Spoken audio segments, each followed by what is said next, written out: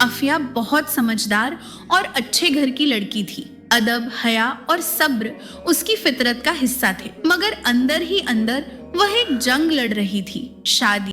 एक रात उसके घर मेहमान आए। आफिया अदब से उठकर मेहमानों के लिए चाय लेने गई। जब वह ट्रे लेकर वापस आई तो उसकी कजन मुस्कुराती हुई अपनी शादी का जिक्र करने लगी। फिर उसने आफिया के हाथ में एक शादी का कार्ड थमा दिया। बस वही लम्हा आफिया के लिए बहुत भारी हो गया। चेहरे पर मुस्कुराहट थी, लेकिन दिल के अंदर एक गहरी उदासी उतर चुकी थी। उसके जहन में सिर्फ एक ही सवाल घूम रहा था, आखिर मेरी शादी इसके क्यों बाद नहीं हो आफिया रही? धीरे धीरे ज्यादा स्ट्रेस में चली जाती है। कभी दोस्त, कभी रिश्तेदार, हर कोई यही पूछता है।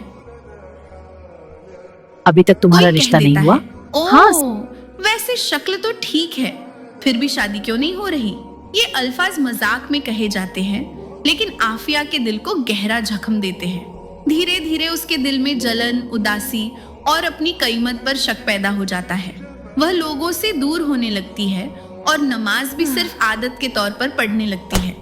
फिर एक वक्त ऐसा आता है जब उसका नमाज से भी दिल उठने लगता है और उसे महसूस होता है जैसे वह अल्लाह से दूर होती जा रही हो। एक दिन आफिया यूनिवर्सिटी में एक गाइडेंस सेशन अटेंड करती है। वहां उसकी मुलाकात एक बहुत अच्छी और नरमी से बात करने वाली काउंसलर से होती है। आफिया की आंखों में आंसू होते हैं।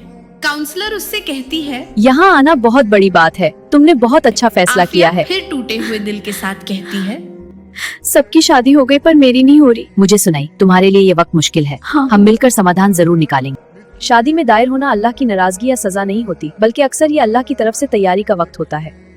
फिर वह कुरान की यह आयत सुनाती है, हो सकता है तुम किसी चीज को पसंद करो और वो तुम्हारे लिए नुपसंद हो। अल्लाह जानता है, तुम नहीं जानते। काउंसलर यह भी वाजह करती है कि अक्सर शैतान इस इंतजार को मौका बनाकर दिल में नकारात्मक ख्यालात, मुकाबला और जलन डाल देता है, जो इंसान को अंदर से कमजोर कर देते हैं। इसीलिए अपने दिल की हिफाजत करना बहुत जरूरी होता है।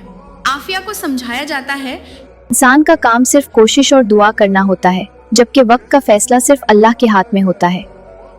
जब कोई और शादी करे तो उनके लिए दुआ करनी चाहिए, शुक्रगुजार रहना चाहिए और यह यकीन रखना चाहिए कि अल्लाह देर नहीं करता, बल्कि बेहतर के लिए तैयार करता है।